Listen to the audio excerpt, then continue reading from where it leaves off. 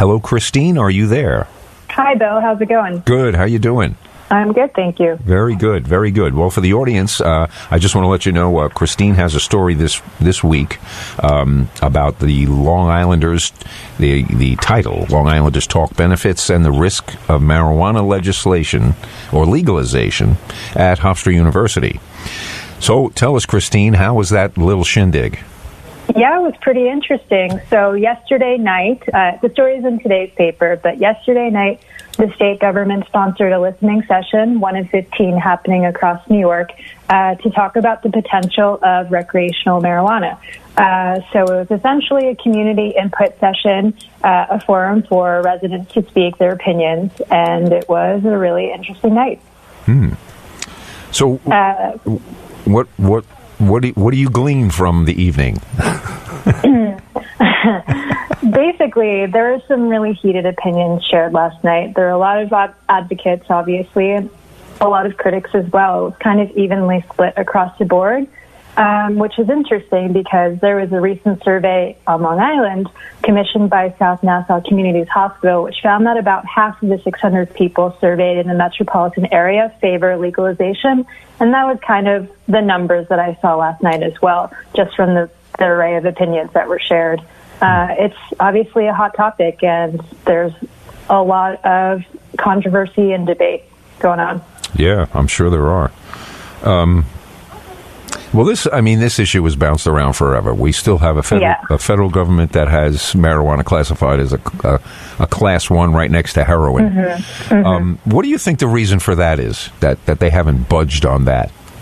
I mean, I can't really speak to what the reason is for not budging on federal one scheduling, which means that it's classified on the same level as highly addictive drugs like heroin. Right. But obviously, the federal landscape is very murky, and so is what's happening across states right now, too. But in New York, the compassionate care program was only signed in 4 years ago, so I guess it looks like there has been some movement.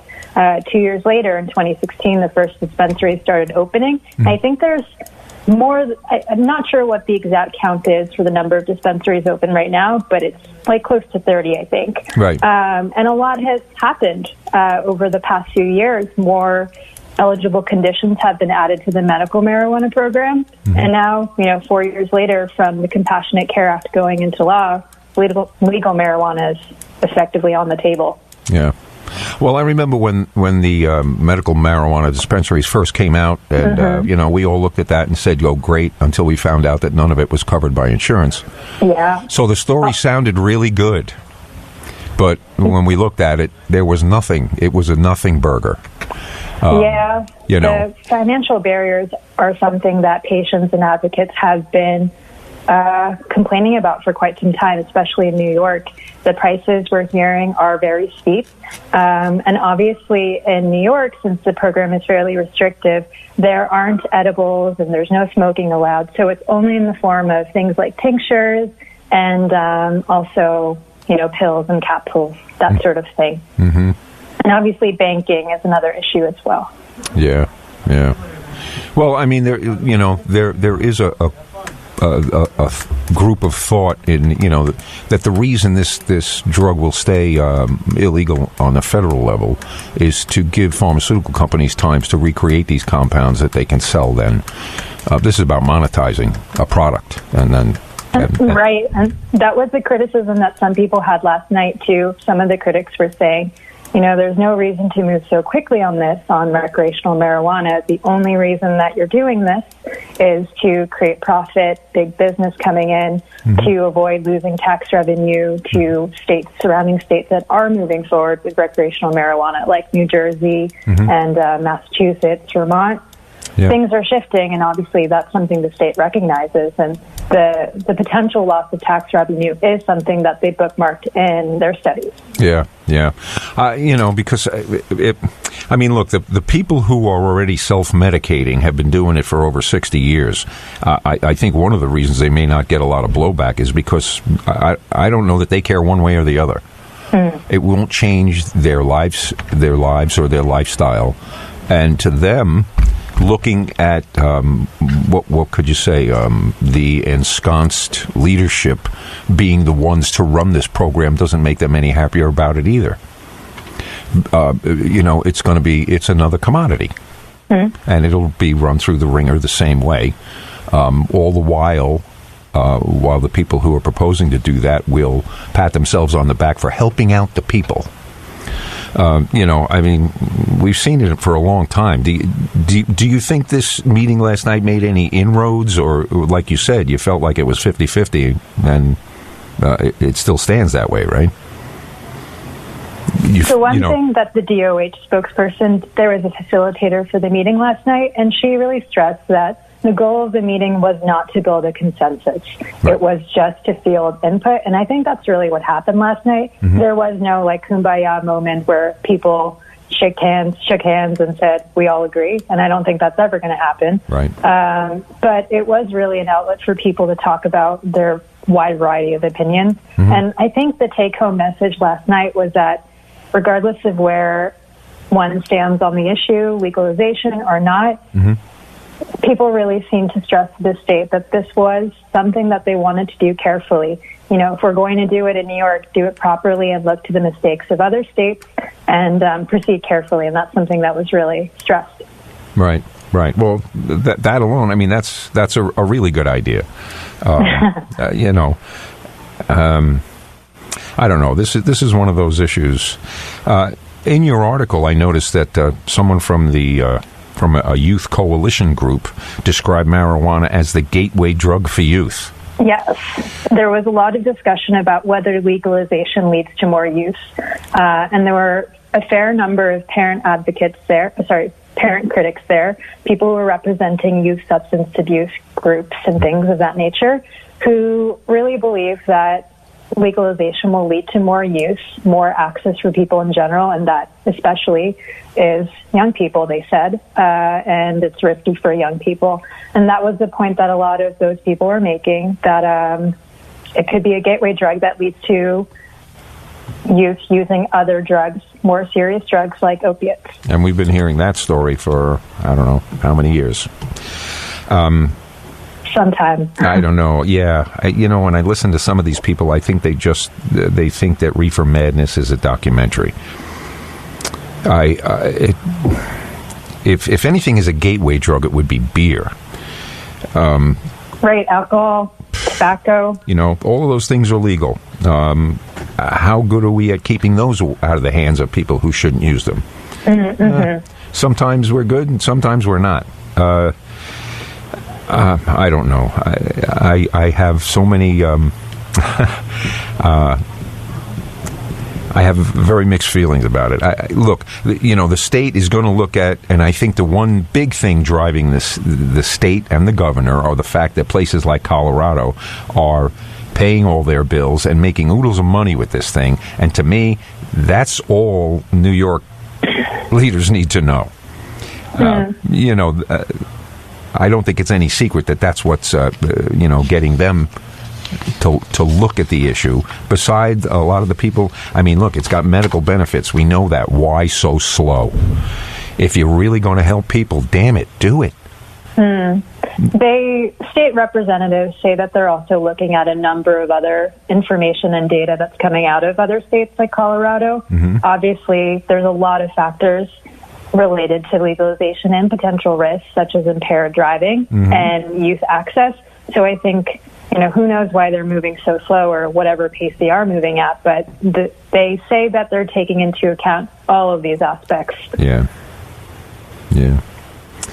And so, with the working group panel that was established by Governor Cuomo at the beginning of August, mm-hmm. Essentially what they're working on is a copy of draft legislation that would go to the governor in the fall, and that would essentially be considered by the state legislature in the next session, which begins in January. Right. So what they say is that they're going to take all of these meetings, 15 of which are happening. The next one, the second one on Long Island will be happening in Suffolk on October 16th. Right. So all of this input will be taken into account, they say.